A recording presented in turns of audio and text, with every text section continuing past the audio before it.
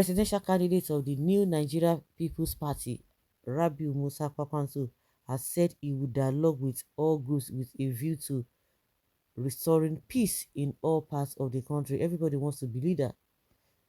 Kwakwanso's statement came days after his Labour Party counterpart, Peter Obi, said if elected, he would dialogue with members of the indigenous people of Biafra, IPOB, and other agitators across the country. According to the Daily Trust, out of the 18 presidential candidates standing for office on February 25th, 2023, Asiwaju Bola Ahmed Tinubu, Atiku Abubakar, Peter Obi, and Kwakwanso Rabiu are leading the way. Multiple security issues have been plaguing the nation. In the northwest and north-central geopolitical zones, banditry has left some areas unsecure, while IPOP has been terrorizing the locals in the southeast geopolitical zone. How can IPOP be terrorizing? Hmm. Well, that is the narrative that they are sending out there. Why militant operations prompted by oil theft have prevented Nigeria from taking use of its oil wealth in the south-south. Boko Haram ISWAP rebels have been fighting the Nigerian state in the northeast for more than 13 years, more than a decade.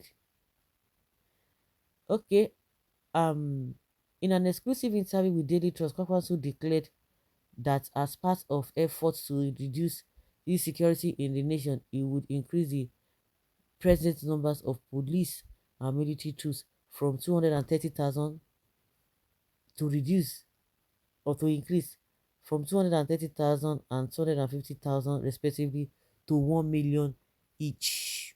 Okay. He declared that in addition to engaging in conversation with armed organizations, he would use technology to combat banditry, insurgency, and secessionist militancy. He said we have a lot over the years. We have seen a lot over the years. Yes, we have seen a lot over the years. What have you seen?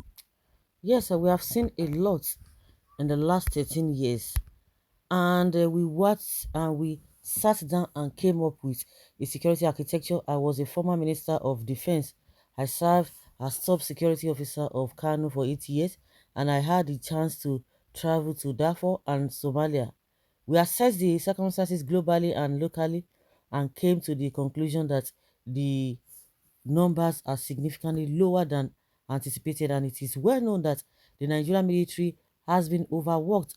According to best worldwide practice, we believed that roughly 1 million military troops would be sufficient to boost the size of the Nigerian military, he stated. Additionally, he declared that he was willing to take in or talking with armed militant organizations and that he would work with the international community to maintain regional peace. Peace is not even simply important in Nigeria if it exists there, but in our neighbors. But the problems would result because of this. He continued. We are looking beyond the local peace.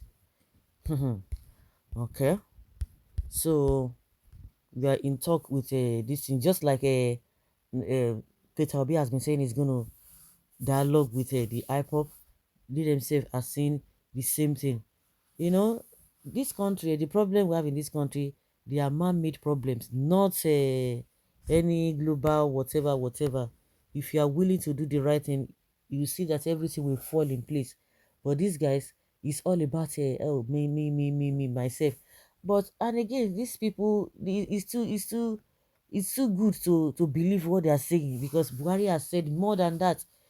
His entourages and the people supporting him, campaigning for him, they said more than this. But see what we have now.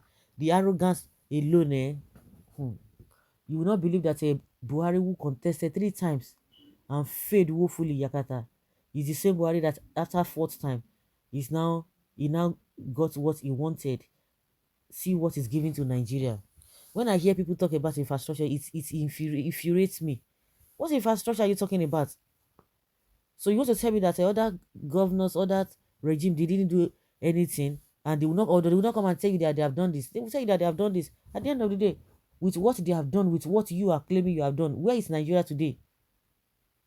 You guys are just playing with the Nigerian mind. So for anybody to be trusting all these politicians that you are going to do this, you are going to do that, checking, from their antecedents, that they are just there to say the same thing.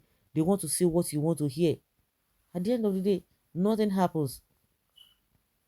Nothing happens. They will get it now. They will be living larger than life as if there's nobody that is up to them. It's just so pathetic. So let's keep our finger crossed and see how far this whole thing will go. Just like we said before, everybody's still forming alliance and whatever. Nobody's even independent. Nobody is even sure. Like I've always said, politicians are always optimistic. They will tell you, we have everything. Nobody is like us. And behind the scene, they go back and be negotiating because both PDP and APC are waiting for Kwakwanso. People don't even trust that Kwakwanso is really running in the first place. He wanted to align with Labour Party, but they couldn't even go ahead. But if they are to come together, who is going to step down for each other? Because as at the time they were supposed to do it, they missed that opportunity. Like I said, APC and PDP, they are still looking for ways to get a Kwakwanso. Kwakwanso is still, you know, the kind of party, his party is still the party that people don't even think that they are running, whether they are waiting for Atiku or they are waiting for Tinubu. And this man, Kwakwanso, is playing on the minds of people. There was a statement he made concerning Tinubu, and he has always come out several times to reassure his party people, to debunk or the insinuation that he's going to merge with this Tinubu. He said, no, nothing of such. People say, we are watching you, continue with your game and what have you. Again now, it is not Labour Party. How can that be? Since himself is confirming this, how can that be? Labour Party that you people had already said nothing of such, because we first heard from Doyo Kupe, who said that there's still ongoing dialogue between NPP and Labour Party, and people are like, oh yes, we said this, they are not going to do this, they will not be able to do that. They are beginning to see the handwriting on the wall. Politicians, concerning their life, the more you look, the less you see. You can't just say this is exactly what it is.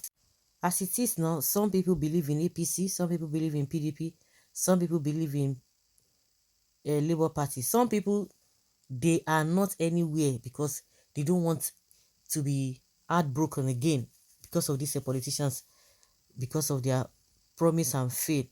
So, but let's still keep our finger crossed and know what happened and see what happens at the end of the day. Thank you.